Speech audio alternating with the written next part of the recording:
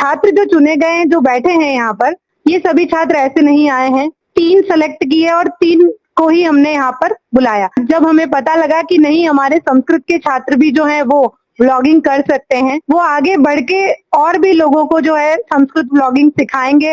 एक जो नया फॉर्मेट आज सबसे ज्यादा प्रचलन में है वो है वीलॉग का फॉर्मेट। लोग रील्स बना रहे हैं, वीलॉग्स बना रहे हैं। अब आपने हर भाषा में ये व्लॉग्स और इस तरीके के रील्स को देखा होगा, और हम सब इन सब से उम्मीदें रख रहे हैं कि ये सब आगे जाके संस्कृत भाषा में व्लॉग्स बनाए, ताकि संस्कृत पूरे विश्व में देखी जा सके। लोग सेंट्रल संस्कृत यूनिवर्सिटी आए हुए हैं, जहां पे 5 दिवसीय सन व्लॉग चल रहा है। इसका मतलब है संस्कृत में व्लॉग्स को आगे बढ़ाना। आजकल हम लोग देखते हैं हर कोई रील्स के माध्यम से अपनी अपनी बातें रख रहा है, हर तरीके की स्टोरी कवर कर रहा है, मगर संस्कृत में व्लॉग एक यूनिक पैटर्न है। इसके लिए हम लोगों ने यहाँ पे, अभी हम लोग बच्चों से बात करेंगे, यहाँ पे स्टूडेंट, टीचर्स और यहाँ पे जो प्रवक्ता आए हुए हैं, मुख्य प्रवक्ता, अतिथिगण, उनसे बात करेंगे कि किस तरीके से व्लॉग्स को हम लोग आगे बढ़ा सकते हैं संस्कृत में, और कम शब्दों में अपनी बात किस तरीके से रख सकते हैं। सर्वेभ्यो नमो नमः। जब इस कार्यशाला का आयोजन करने का और प्रस्ताव बनाने का समय आया, तो हम 3 से 4 लोग, जो मनोज मिश्रा जी हैं वो टेक्निकल असिस्टेंट हैं, और अपर्णेश जी हैं, प्रोफेसर मदन मोहन झा जी हैं जो कि अधिष्ठाता हैं डीन स्टूडेंट वेलफेयर के, और डीन स्टूडेंट वेलफेयर हैं, और डीन एकेडमिक अफेयर्स के भी हैं।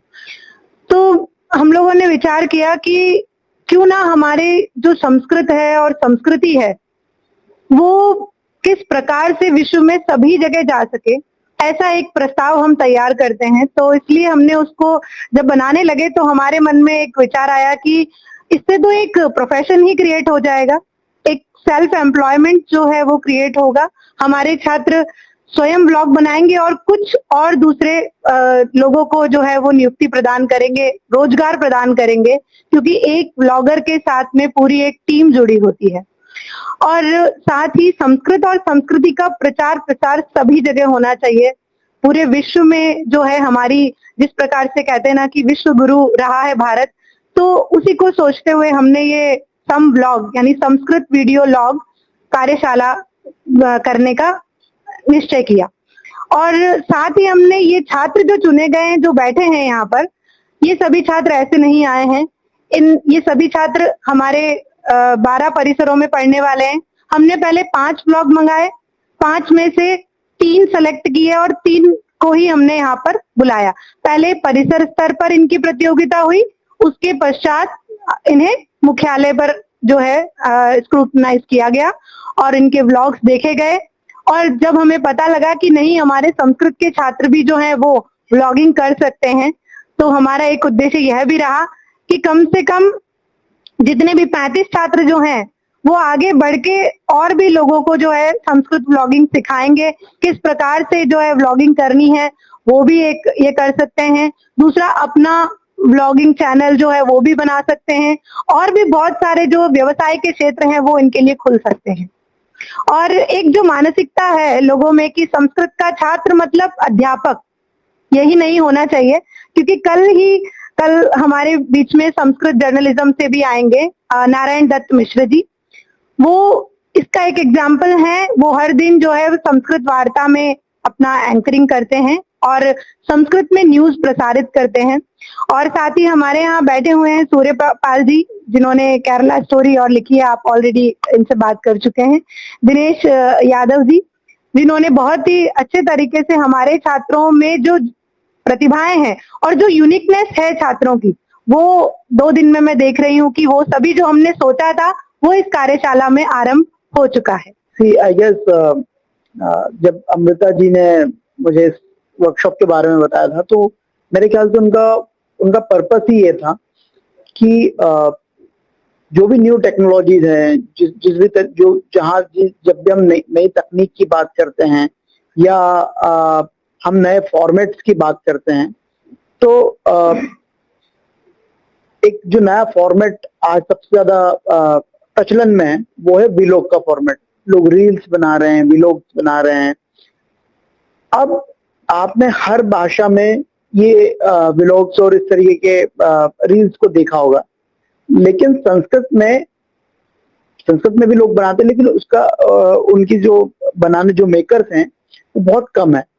तो इस वर्कशॉप को रखने का पर्पस ही ये था कि ज्यादा से ज्यादा स्टूडेंट्स संस्कृत व्लॉग बनाने में इंटरेस्टेड हो, ज्यादा से ज्यादा स्टूडेंट्स को पता चले कि व्लॉग किस तरीके से बनाए जाते हैं, क्योंकि इंफॉर्मेशन सबके पास है, सिर्फ उसे एक दिशा देना है। तो वो दिशा देने के लिए इस वर्कशॉप का आयोजन किया गया है, जिसमें पूरे भारत के अलग अलग प्रदेशों से बच्चे आए हैं, स्टूडेंट्स आए हैं। वो सब इस विधा को सीख रहे हैं और इसके थ्रू ही वो सब प्रॉमिस कर रहे हैं, और हम सब इन सब से उम्मीदें रख रहे हैं कि ये सब आगे जाके संस्कृत भाषा में व्लॉग्स बनाए, ताकि संस्कृत पूरे विश्व में देखी जा सके व्लॉग के माध्यम से भी। आजकल तरह तरह के कंटेंट आ रहे हैं, जैसे करने का स्वाइप हम लोग कर देते हैं, इंटरेस्टिंग। तो किस तरीके से, किस विधा में ज्यादा से ज्यादा लोग लिखे कि लोग इस तरफ बढ़े और इंटरेस्टेड? देखिए, ये जो हम लोगों ने एक फिल्टर लगा रखा है कि लोग स्वाइप कर देते हैं, और ये बिल्कुल सही बात है, या किस तरह का कंटेंट बनाएं कि लोग ज्यादा पसंद करें, ये सवाल ही थोड़ा सा इस सवाल पे ही थोड़ा सवाल होना चाहिए। क्योंकि मुझे लगता है कि हर तरीके की ऑडियंस है, हर तरीके का दर्शक बैठा है, और जो दर्शक बैठा है उसको इससे फर्क नहीं पड़ता है कि आप उसको सब्जेक्ट क्या दे रहे हो, उसे ये इस बात से फर्क पड़ता है कि आप उसको कंटेंट क्या दे रहे हो, उसको ज्ञान किस चीज का दे रहे हो। तो आई गेस अगर आपके पास कंटेंट है, आपके पास उसकी सही नॉलेज है, तो आप किसी भी विषय पर आप अपना व्लॉग बनाइए, लोग देखेंगे और आपको प्यार भी देंगे। देखिए, हमारे विचारों को या भाव को अभिव्यक्त करने के कई माध्यम होते हैं। हम उसे क्या बोलना चाहिए, फिल्म के माध्यम से भी कर सकते हैं, नाटक के माध्यम से कर सकते हैं, हम जो है न्यूज के माध्यम से कर सकते हैं। हमारे भावों को अभिव्यक्त करने के कई हमारे पास तरीके हैं। व्लॉग भी उसी में से एक है कि जिसमें हम इंफॉर्मेशन और क्या बोलना चाहिए, कुछ एजुकेशनल कंटेंट, इंफॉर्मेशनल कंटेंट कहते हैं, या फिर और वो दोनों का एंटरटेनमेंट के माध्यम से उस चीज को प्रस्तुत करना है। तीनों को हम अगर समावेश करें तो एक व्लॉग एक आजकल पैटर्न में आया है। और ये जो चीज होती है ये है कि जहां आज हमारे पास समय की कमी है, हम लोग जो है आधा घंटा 1 घंटा कोई चीज को नहीं दे पा रहे हैं, और आज हर चीज एक स्वाइप पे टिकी है।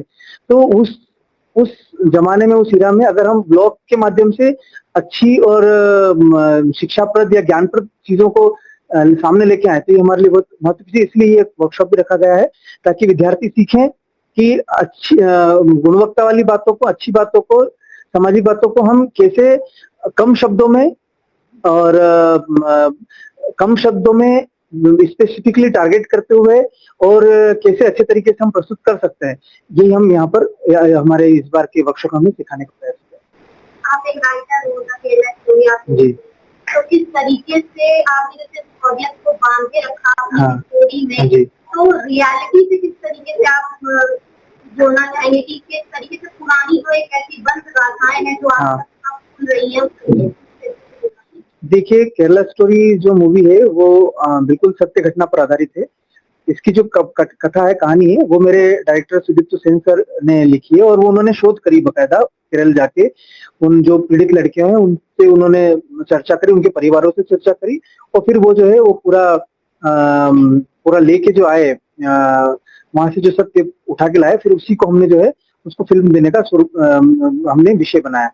तो ऐसे कई अनगिनत विषय हैं जो हमारे समाज में है, और समाज में ऐसे विषय आना जरूरी है जो समाज के लिए बहुत जरूरी है।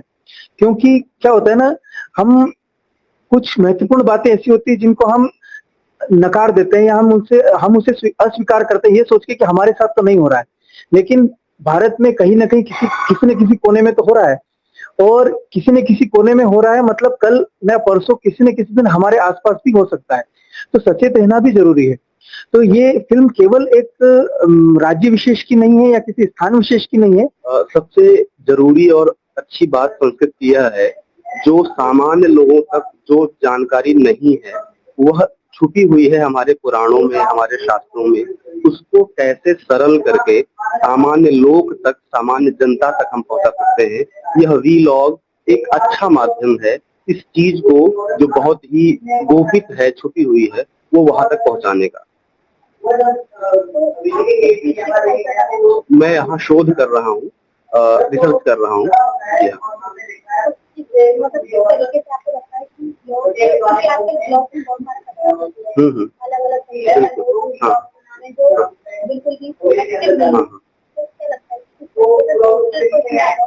बिल्कुल, संस्कृत ऐड ऑन करने की आवश्यकता इसलिए भी है क्योंकि सबसे बड़ी बात और सबसे जरूरी बात यह है, जो जिनको जानकारी नहीं है, जिनके पास सूचनाएं नहीं है या जिनके पास कुसूचनाएं हैं, बुरी सूचनाएं हैं, ऐसे लोग अपनी सूचनाओं के अभाव में जो कुछ भी बोल सकते हैं वह बोल रहे हैं। संस्कृत का व्यक्ति प्रामाणिकता के साथ और प्रमाणों के साथ उन बुरे लोगों के प्रति भी एक जवाब होगा कि नहीं, यह चीज ऐसे नहीं, यहाँ पर ऐसे उल्लिखित है। तो संस्कृत का व्यक्ति सबसे जरूरी और अच्छा काम यह कर सकता है कि वह बहुत ही आवश्यक चीजों को प्रमाण के साथ लोग के समक्ष प्रस्तुत कर सकता है। आपका नाम? मेरा नाम दिव्यश्री नाथ है और मैं आसाम से हूँ। तो संस्कृत में ब्लॉग किस तरीके से सोच रहे हो, किस तरीके से इसको आगे ले जाओगे? वो तो अब सर लोग सिखाएंगे और जो हमसे हो पाएगा वो करेंगे हम।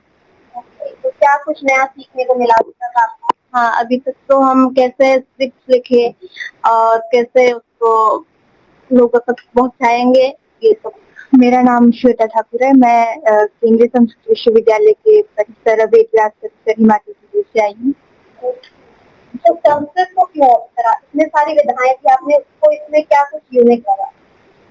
ब्लॉगिंग के क्षेत्र में ओवरऑल ब्लॉगिंग के माध्यम से हम हमारे जो शास्त्र हैं, पुराण हैं, जो भी है उनमें जो निहित ज्ञान है उसको हम लोगों तक पहुंचा सकते हैं। ब्लॉगिंग के माध्यम से ये एक अच्छा प्लेटफॉर्म हो सकता है। अपने शास्त्र में जो ज्ञान है, हमारा धर्म में जो भी है, उसको हम लोगों तक पहुंचा सकते हैं। तो ब्लॉगिंग शायद हम भारत विश्व गुरु बनने जा रहा है तो इसमें संस्कृत का बहुत बड़ा योगदान है, क्योंकि संस्कृत और संस्कृति एक साथ रहेगा तो भारत विश्व गुरु बन पाएगा।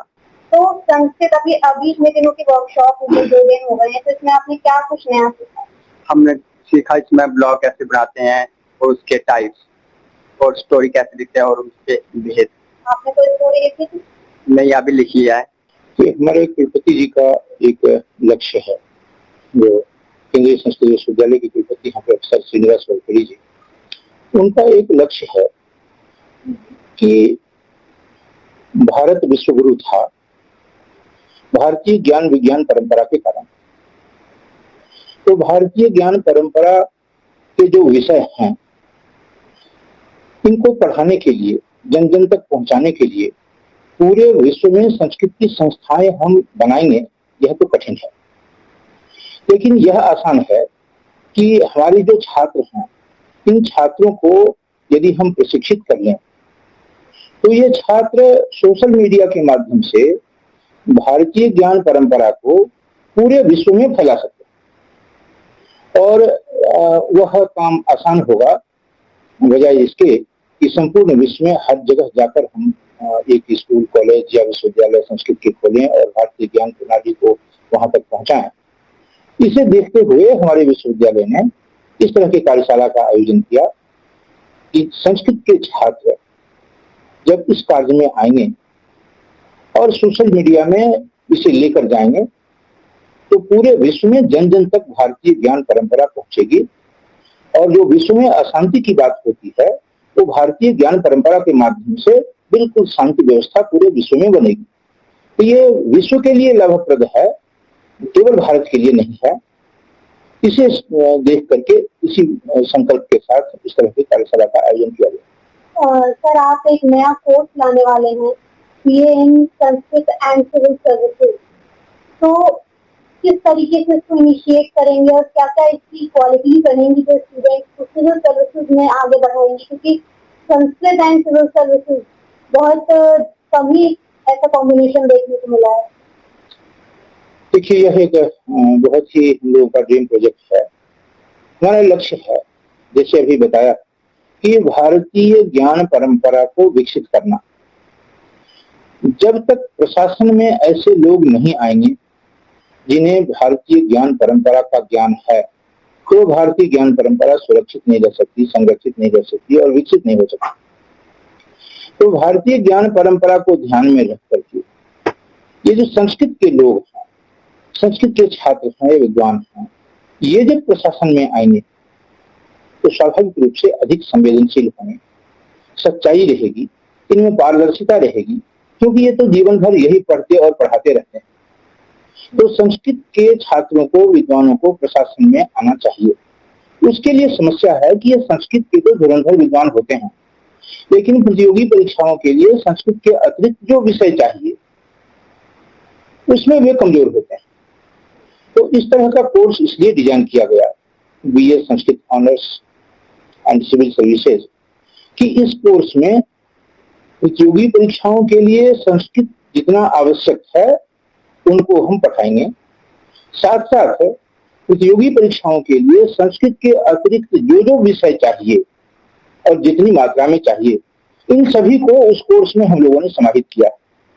ये 4 वर्षों का कोर्स होगा और 4 वर्षों के इस कोर्स को हम बिल्कुल कोचिंग में जैसे टीचर्स पढ़ाते हैं, वीकली असेसमेंट करना, असाइनमेंट देना, उसको समझना, ज्ञान लेना, वीकली टेस्ट लेकर के बच्चों को बताना कि इतने मार्क्स आ रहे हैं, यह स्थिति आपकी है। तो बिल्कुल ऑब्जेक्टिव वे में इसको लेकर चलने की बात कर रही है कि हम सामान्य रूप से बीए संस्कृत ऑनर्स की तरह न पढ़ा करके। तो हमने देखा कि 5 दिवसीय इस कार्यक्रम में जहाँ पे बाहर से लोग आए हैं, कम से कम 35 बच्चे ऐसे हैं जो अलग अलग प्रोसीजर्स के थ्रू चुन के ब्लॉग के माध्यम से यहाँ आए हैं, जहाँ इन्होंने अपनी प्रतिभा का प्रदर्शन किया और आगे चल के संस्कृत के माध्यम से ही ये लोग ब्लॉग को प्रेजेंट करेंगे। कैमरामैन अंजलि के साथ मुस्कान दीक्षित।